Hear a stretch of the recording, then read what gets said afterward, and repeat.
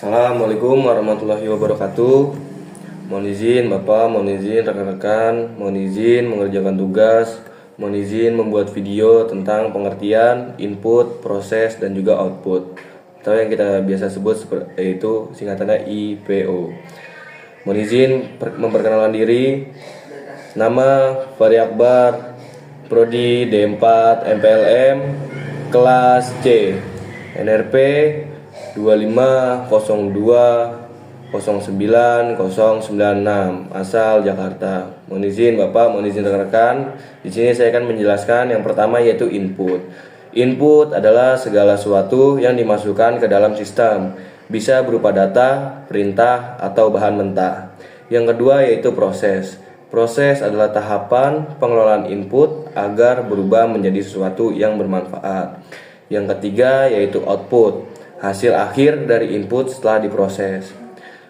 Contoh input, proses, dan output. Di sini saya akan menjelaskan contoh-contohnya. Yang pertama yaitu contoh di komputer. Input yaitu ketika kita mengetik huruf A di keyboard. Yang kedua, proses yaitu CPU atau menerjemahkan A menjadi kode. Yang ketiga yaitu output, huruf A yang muncul di monitor atau di komputer. Contoh di kehidupan sehari-hari. Input yang berarti yaitu beras, air, bumbu, dan juga proses yang berarti kita memasak dengan rice cooker. Yang ketiga itu output, nasi siap dimakan. Di sini saya akan menjelaskan komponen komputer dalam input, proses, dan juga output. Yang pertama yaitu ada tahap input, dan komponennya yaitu hardware seperti keyboard, mouse, dan scanner serta mikrofon. Fungsinya yaitu memasukkan data. Yang kedua yaitu proses seperti CPU, lalu CU, register, RAM, atau motherboard. Seperti fungsinya yaitu mengelola data. Yang ketiga yaitu output. Komponen hardwarenya seperti monitor, printer, speaker, dan juga proyektor. Dan fungsinya menampilkan hasil. Dan yang terakhir yaitu storage seperti hard disk, SSD, dan juga flash disk. Fungsinya yaitu menyimpan data untuk jangka panjang. Dan di sini saya akan menjelaskan tentang hardware, software, dan juga brainware. Hardware yang berarti yaitu perangkat keras adalah komponen fisik komputer yang bisa disentuh. Contoh seperti keyboard, mouse, CPU, dan monitor, serta printer.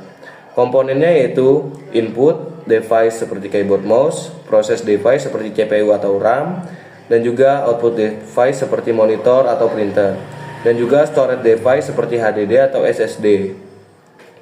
Fungsinya yaitu menjalankan instruksi yang diberikan software sesuai dengan perintah kita atau perintah user. Dan yang kedua ada software. Software adalah perangkat lunak, program atau instruksi yang memberi perintah ke hardware.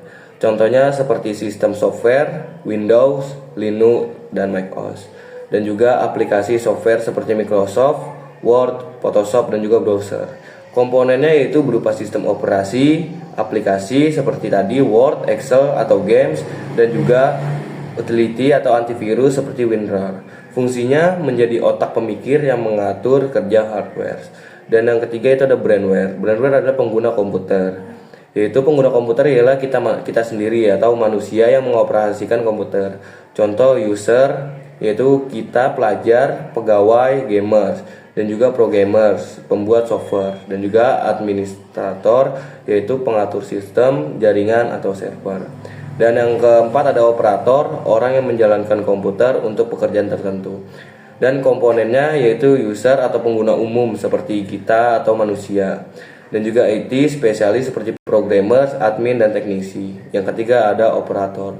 Dan fungsinya mengendalikan software dan hardware agar komputer bermanfaat. Dan juga di sini saya akan menjelaskan tentang brainware.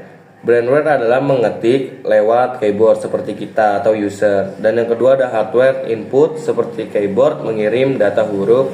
Dan yang ketiga ada software Word atau Windows yang memproses perintah dan menampilkan teks.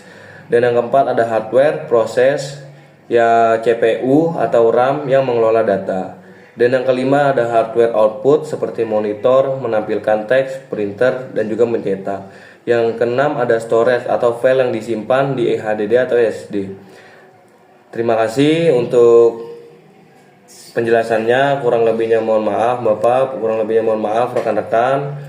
Wabillahi taufiq wal hidayah. Wassalamualaikum warahmatullahi wabarakatuh.